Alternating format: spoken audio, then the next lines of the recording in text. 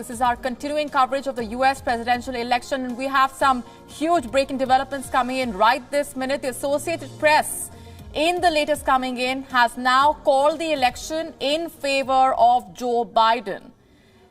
The Associated Press has declared Joe Biden the winner, the 46th president of the United States, according to Associated Press. As per the numbers just coming in, we can tell you that the Associated Press has given 284 electoral college votes to Joe Biden as opposed to 214 for Donald Trump. Joe Biden sailing way beyond the magic figure of 270 electoral college votes. That map on your screen, the Associated Press has declared Joe Biden to be the 46th president of the United States of America. AP has declared Biden the winner in Pennsylvania. Remember, that was the crucial battleground state. 20 electoral votes in Pennsylvania going to Joe Biden, taking his total tally up to 284.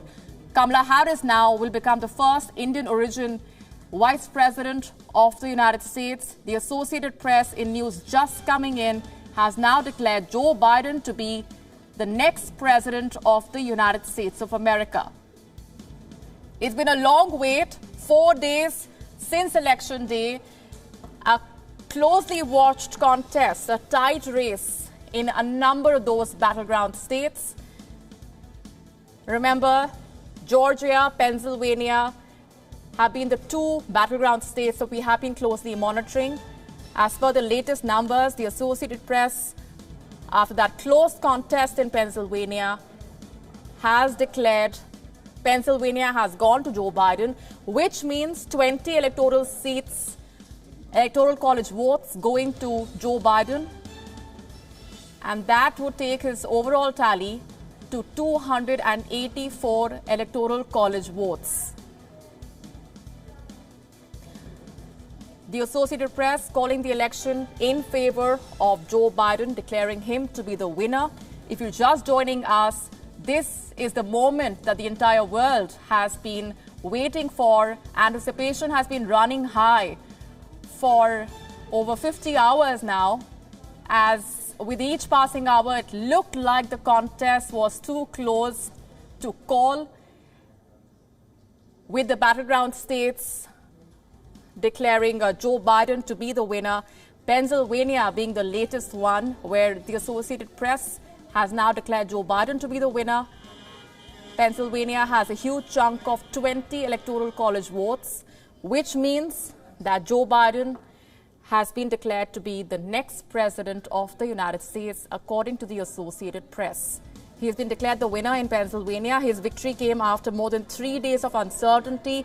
Election officials sorted through a surge of mail-in votes, which also led to this delay in processing of some ballots. As you've been also closely watching the reactions coming in from both the campaigns, Donald Trump has been wanting that the vote counting should stop. He's been taking to Twitter, making his statements, also addressing the nation, saying and alleging that there has been widespread voter fraud. Over the last few hours, we've seen statements coming in from the Trump campaign talking about the legal challenges, talking about how they will be challenging the vote count. In the latest that's coming in now, the Associated Press has declared Joe Biden to be the next president of the United States. The Associated Press has called Pennsylvania for Joe Biden, 20 electoral college votes. The map on your screen, if you're just joining us, 284 electoral college votes now going to Joe Biden. That takes him way beyond the magic number of 270, which is required to become the next president of the United States. While the Trump campaign has been talking about what they call widespread voter fraud, wanting that the vote counting should stop, the Joe Biden campaign has consistently maintained that every vote should be counted, that every ballot will be respected. Now, in Pennsylvania, where the contest has been so close to call over the last few hours. He hasn't done it. He doesn't mean it. But there's a lot of Republicans that do mean it. So I'm confident we can get it done. In the states of Georgia and Pennsylvania, the two battleground states, over the last few hours, we've been keeping you up to speed with the numbers. Remember, the election officials in Georgia had also earlier announced that there will be a recount. Joe Biden, in the latest statement that he had given out, once again addressing the Americans, stressing on how every vote will be counted, pledging that tensions are running high, but urging Americans to remain calm and patient and let the process work out. Well, the process at the moment has worked out in the favor of Joe Biden, who has been declared the winner by the Associated Press. Remember, traditionally, AP has been calling out the winner of the presidential battles.